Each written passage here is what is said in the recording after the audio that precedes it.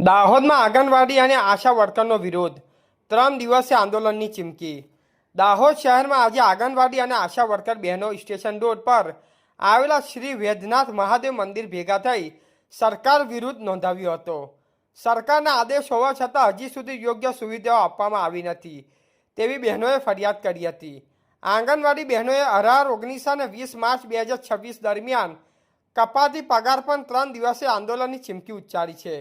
બીજી તરફ આરોગ્ય વિભાગના સેશનને ધ્યાનમાં રાખીને કેટલીક આંગણવાડી કેન્દ્રો ચાલુ રાખવામાં આવ્યા છે। બહેનોએ ચેતવણી આપી છે કે જો સરકાર તરફથી સુવિધા અને પગાર વધારો નહીં કરવામાં આવે તો આગળ ઉગ્ર આંદોલન કરવામાં આવશે। રિપોર્ટર દિલીપભાઈ હરિજન, સંજેલી।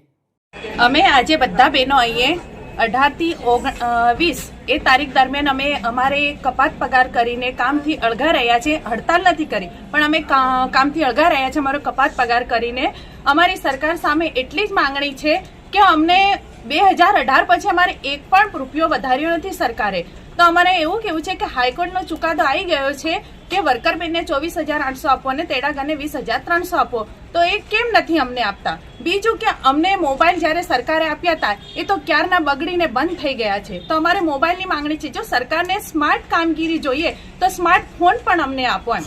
અત્યાર સુધી અમે લોકો ક્યારના ઓનલાઈન માટે અમારી બહેનો કોઈ પણ કામ માટે ના નથી પાડતા, બધા બહેનો કામ માટે તૈયાર છે, પણ અમને એવા ફોન પણ આપો જેથી કરીને અમે કામ સરળતાથી કરી શકીએ। બીજા નેટવર્કની પ્રોબ્લેમ છે તો નેટવર્કનું પણ સોલ્વ કરી આપો અમને લોકોને।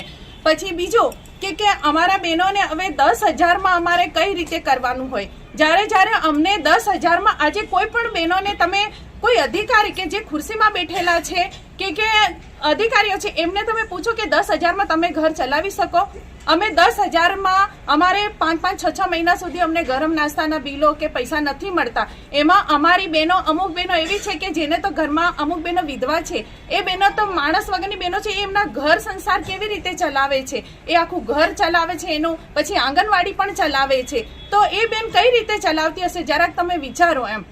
અને બીજું કે ભાડામાં બેસે છે, એ બહેનો સિટીમાં 6,000 ભાડું છે અને ગામડામાં 2,000 ભાડું, તો 10,000 પગારમાં 6,000 બેન જો મકાન ભાડું આપી દેતી હોય તો 4,000માં એ આંગણવાડી ચલાવશે કે એનું ઘર ચલાવશે?